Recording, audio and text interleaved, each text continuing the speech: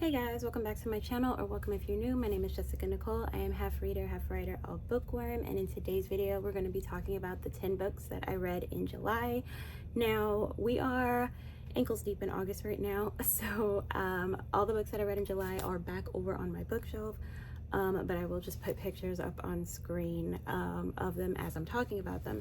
I've got my journal here so that I can remember my notes so I can reference my notes on each book, and we're just gonna hop into it. So the first book I want to talk about, I read 2 thrillers this month. I read The Last Word by Taylor Adams. This is a thriller about a girl who is house sitting on an isolated beach, so kind of perfect for summer, I guess. It's a summer thriller that kind of feels like summer.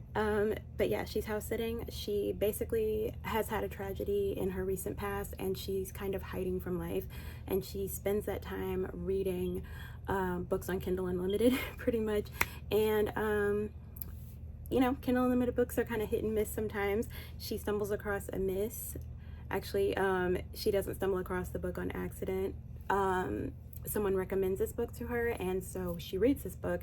She hates this book. It's a thriller about written by a man about female characters, and this is like a big trope in the book, the way he writes female characters. And so she gives the book a bad review.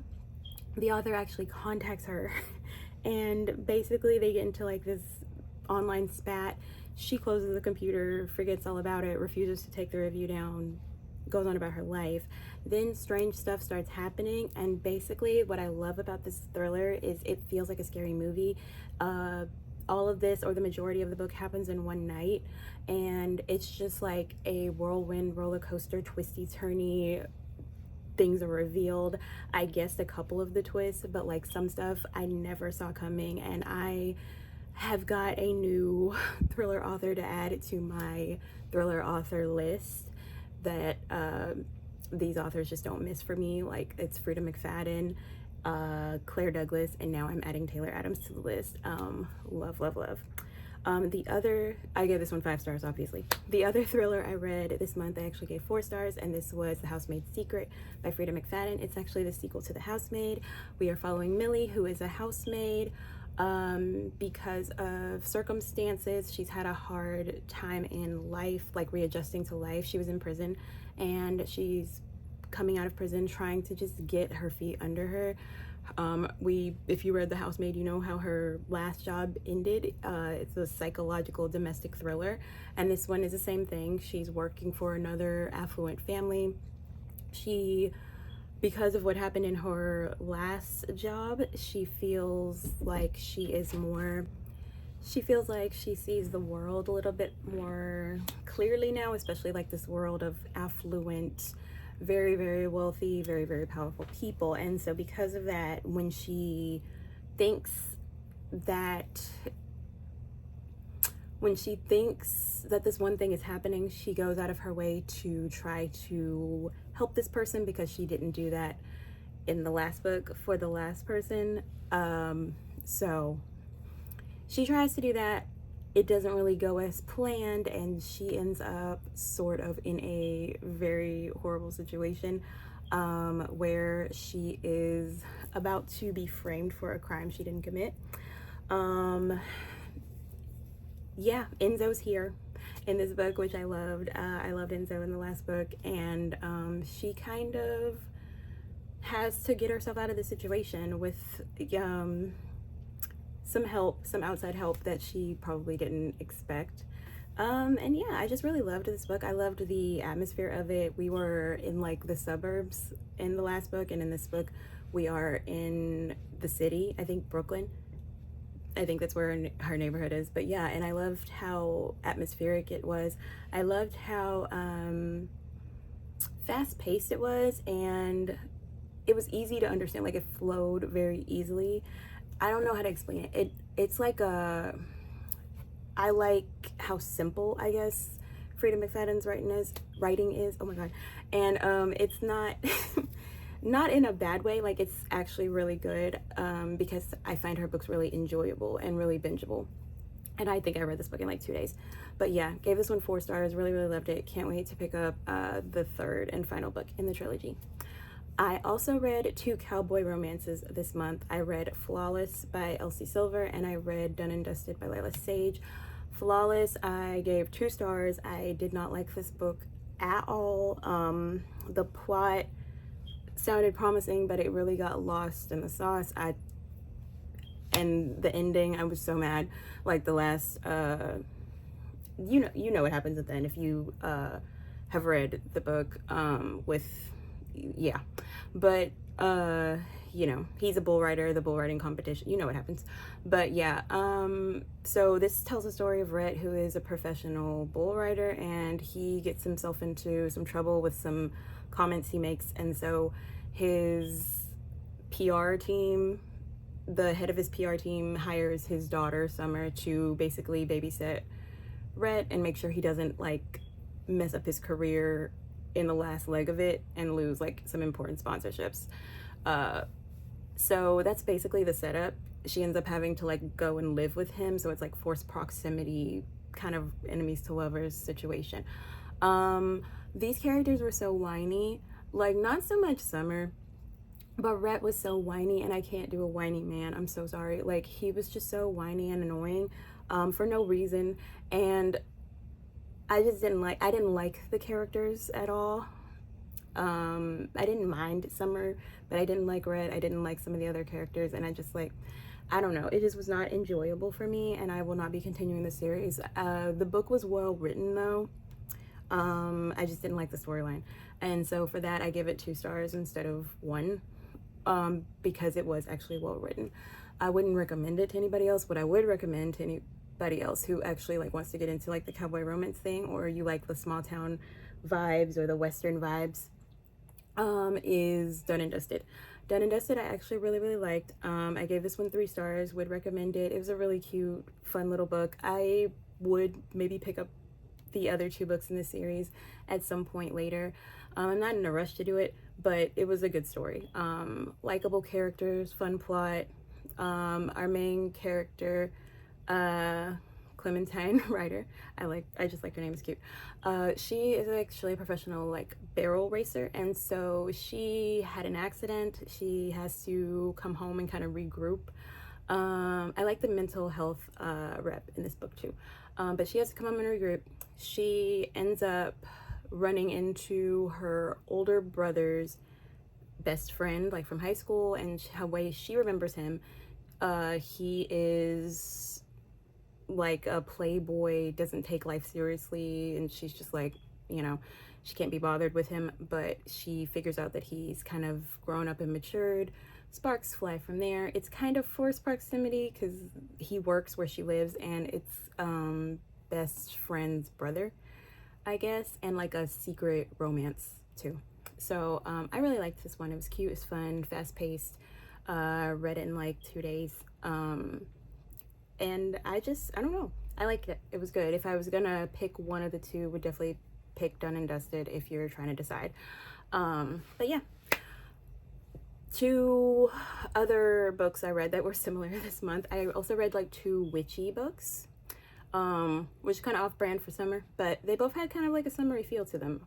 The Wicked Deep is about this seaside town where in the 1800s these 3 witch sisters were drowned because they were seducing all the men, so they had to be witches, right? So they were drowned in the harbor, and now every June like their ghosts come back and possess 3 girls, and they just go around drowning boys in the harbor, kind of like to get their revenge. So we meet Penny, who is like our main character. She's been living in this town all her life, and like she knows the story of the Swan sisters, and she takes it seriously, and she kind of like tries to stay away from it. Like some of the kids like will just go jump in the water, like, oh, I want to be possessed, you know, they just kind of think it's fun and games, but everybody believes it. It's weird, because if I knew ghosts were like possessing people in the water, I'm staying away from the water, like I'm pulling a Penny. But yeah, she takes it seriously. She meets Bo, who is a tourist, not really a tourist. Tourists come into their town like for the whole spectacle of the swan season. but Bo is there for other reasons. His brother actually drowned there a couple summers ago, or the previous summer, and he is there trying to investigate what happened to his brother. He doesn't believe the whole Swan Sisters thing, and he, thinks there's something else going on.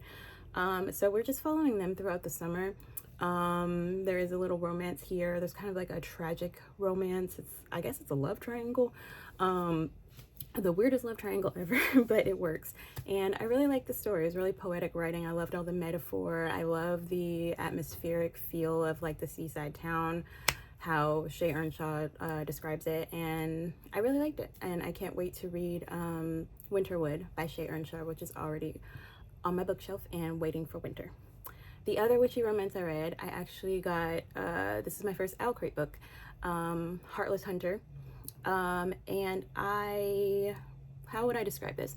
It is like Bridgerton meets kind of Buffy the Vampire Slayer, but they're not vampires, they're witches. So in this world, like, it's sort of set in like a Regency Victorian era, and witches are basically hunted down. Witches used to rule like this kingdom, and they were overthrown because they were doing like some horrible stuff. Like the witch queens, not just like normal everyday witches.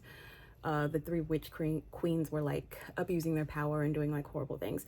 So the humans, like regular humans, I guess, rose up and like overthrew the witches. They killed the witch queens, and now they are ruled by just like regular humans. And the Red Guard, I think is what they were called. Our main male character is the leader of the Red Guard, so he's hunting down witches. And then our main female main character is a vigilante witch. So she's like a witch in hiding. She's this affluent socialite by day, vigilante witch by night, and she's going around basically freeing the witches before they can be executed. So that's our setup. These two kind of figure out who each other are, or they figure out who each other are, and they decide to fake date for their own purposes. Like, it sounds crazy, but she wants to get closer to him to free this very powerful witch who was a friend to her grandmother. He wants to get closer to her to kind of catch her in the act of being the Crimson Moth, being this vigilante witch, and put her to death pretty much. So yeah, it's kind of like a doomed, forbidden love. And yeah, I was like on the edge of my seat the whole time reading it, because you don't know how this is gonna go. And yeah, it goes. And yeah, I loved the story. I loved these characters. I loved the setting and the plot. I loved the magic system. It was so simple and easy to understand. I loved the fast-paced nature of the book. It just went by really quickly. And I cannot wait for book 2. I didn't know this was like gonna be a series, but I'm so glad it is, and I can't wait for book 2. Another book that I read this month, wait, did I even say what I gave? I gave The Wicked Deep and Heartless Hunter both 4 stars. Another book that I read this month that I really, really enjoyed was The Stolen Heir by Holly Black. We are back in the Cruel Prince universe, and I love it so much. We are following Oak this time. We get mentions of some of our favorite characters from the first trilogy, like Jude and Carden and Taryn, if you were a Taryn fan. I was not. But yeah, we got mentions of them, but we are following Oak and Rin as they basically try to stop Rin's mom from being evil, from like taking over Fairy, pretty much by using Rin's throne. So Rin is a new character to us, but her and Oak were like childhood friends. It's got a friends to lovers questy fairy tale vibe to it, and I love it so much. It's the first in a duology, and I have book 2 already ready to go, and I will be reading that this month. Another book that I read this month, switching gears entirely from the YA romantasy, I read Liars and Liaisons, which is a dark romance, and I gave this one 4 stars. And I actually really, really enjoyed this one. You know, the Monsters and Muses series by Savar Miller has been super hit and miss for me. This one was definitely a hit. These are I would describe these as like, they're not retellings, but they're like inspired by Greek myths. Like book one is inspired by Hades and Persephone, which I feel like most people know. They're not like fantasies, they're just like contemporary dark romances, with like set in the mob. Oh, some of them are set in the music industry. This one was Liars and Liaisons. But yeah, basically this one is a Pan and Echo kind of retelling, reimagining, inspired by Pan and Echo. But basically Grayson, who is our male main character, is the brother of this really awful guy in the music industry, and Violet is Cal's sister, if you're familiar with like Promises and Pomegranates, the first book. Cal's like half sister, who he's like been estranged from but trying to like create a relationship with. But yeah, so Violet was dating Grayson's brother. They broke up or whatever, so Grayson decides he's going to basically use Violet to hurt his brother and bring the family down for something that he holds the family responsible for, something tragic that happened in his past. So that's his plan. But when he kind of gets to know Violet and their feelings grow, he kind of throws that plan out the window and things kind of go awry in his life in like the best possible way. It is, I guess it would be, it's a dark romance, so keep that in mind. It's sort of like a kidnapping trope, kind of. Forced proximity, obviously. And I don't know, I liked her writing. I loved how, since he's a musician, how he describes things is super poetic. How he describes her is super poetic. And it's just, I don't know, it's some beautiful writing in this book. And I actually really liked the story. And yeah, I give it 4 stars. A book that I also gave 4 stars, which is a fantasy, was Bride of the Shadow King. So this is basically an arranged marriage with a twist, is how I describe it. In this world, there are humans and there are magical creatures, and one race of magical creatures are the trolls, and the humans are at war with the fairies. So in order to not lose his kingdom, the human king decides to form an alliance with the trolls. He's going to marry off his second daughter to the troll king, the Shadow King. But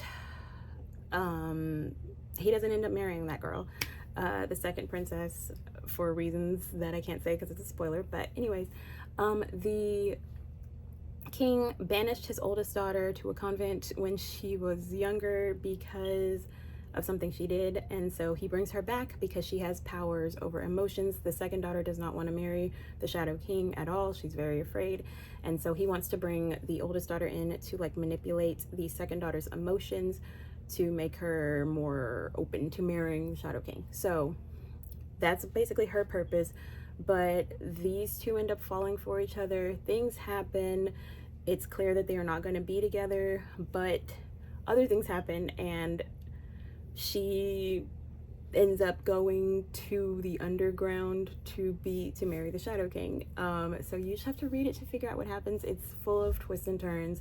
Like I said, arranged marriage with so many twists, and I gave it 4 stars. It's the first in a trilogy, and I cannot wait to continue this series. And then the last book that I read this month, well, the last book I'm going to talk about, I went like all out of order, but that's okay. It was actually a 5-star read, and it was Heartstopper Volume 3. This one was perfect for the summertime because Nick and Charlie are actually going on like their summer vacation, their summer class trip, school trip to Paris, actually. So super cute, super fun. This is, if you're not familiar with Heartstopper, it tells the story of Nick and Charlie, who are basically friends from an all-boys school. They meet, they form a friendship, they fall in love, and it is so adorable and cute. So friends to lovers trope, contemporary romance. I guess it could be a sports romance because like they play rugby. Well, Nick is like a sporty rugby guy, and Charlie is an artistic like musician type guy. They are like opposites attract, friends to lovers. It's so stinking cute, and I love it so much. And I have the next 2 volumes of their graphic novels, but I have the next 2 volumes on my shelf right now, and I cannot wait to read them in the next couple months. And that's going to wrap up all the books that I read in July. It was a really good reading month, honestly. Had some hits, had some misses, but overall, really good reading month. I'm definitely going to try to continue this trend of like reading more books than I'm used to reading, because it gives me more chances to find like really good stories. So hope you guys enjoyed. Let me know if you've read any of these books. Don't forget to like, comment, subscribe, and I will catch you in my next one. Bye.